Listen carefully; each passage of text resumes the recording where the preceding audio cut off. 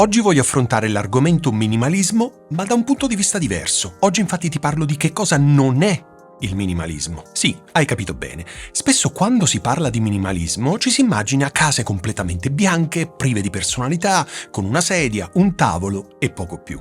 Oppure si pensa che sia uno stile di vita fatto di rinunce estreme, dove non ci si concede mai un piacere o un piccolo lusso. Ma sai una cosa? Il minimalismo non è niente di tutto questo. Il minimalismo non è una gara a chi possiede meno cose e non è neanche un'ossessione per il conteggio degli oggetti, come se il numero in sé fosse una medaglia al valore. Non si tratta di vivere in una casa spoglia, fredda, priva di calore o di ricordi. Non significa nemmeno dover rinunciare alle cose che amiamo o che ci portano gioia. Ricordo quando ho iniziato a interessarmi al minimalismo. Pensavo che avrei dovuto liberarmi di tutto, che avrei dovuto dire addio ai libri che adoro, alle foto di mio figlio, ai piccoli oggetti che mi ricordavano momenti felici. E sai cosa è successo? Mi sentivo triste, come se stessi perdendo una parte di me. È stato allora che ho capito che stavo fraintendendo completamente il senso del minimalismo. Il minimalismo non è privarsi, ma scegliere consapevolmente e decidere che cosa ha davvero valore per noi e lasciare andare il resto. Se quella collezione di vinili, ad esempio, ti scalda il cuore ogni volta che la guardi o ascolti un disco, allora fa parte del tuo minimalismo personale.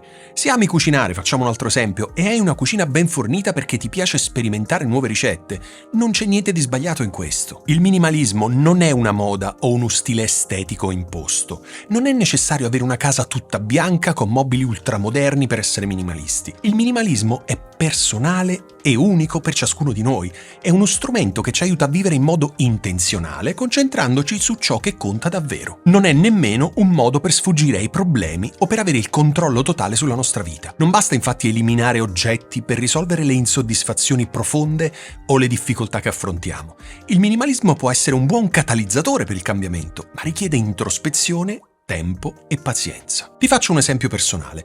Avevo l'abitudine tanto tempo fa di riempire le mie giornate di impegni, appuntamenti e attività.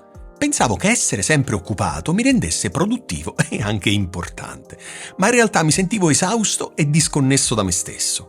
Ho capito che il minimalismo non riguarda solo le cose materiali, ma anche come gestiamo il nostro tempo e le nostre energie. Ho iniziato quindi a dire di no ad alcuni impegni e a creare uno spazio per me stesso, per riposare o per fare le cose che realmente mi appassionano. E sai che cosa è successo? Mi sono sentito rinascere, ho ritrovato energia, creatività e gioia di vivere. Il minimalismo non è una soluzione veloce o una bacchetta magica, non è qualcosa che si raggiunge in un weekend di pulizie, è un percorso, un viaggio continuo di scoperta e crescita e imparare ad ascoltare noi stessi, a capire cosa ci rende felice e cosa ci fa vivere in armonia con i nostri valori. Non voglio importi una visione o dirti come devi vivere la tua vita, voglio solo condividere con te ciò che ho imparato nel mio percorso, sperando che questo possa esserti utile. Il minimalismo è uno strumento molto potente, ma va adattato ovviamente alle esigenze e alle realtà di ognuno di noi. Se ti sei sentito scoraggiato pensando che il minimalismo richieda rinunce estreme o che non faccia per te perché ami certe cose,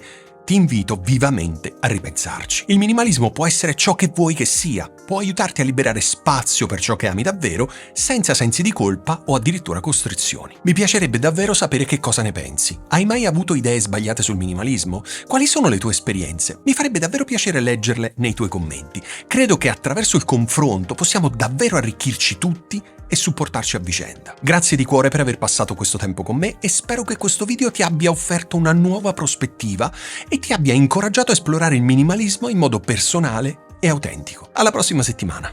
Ciao!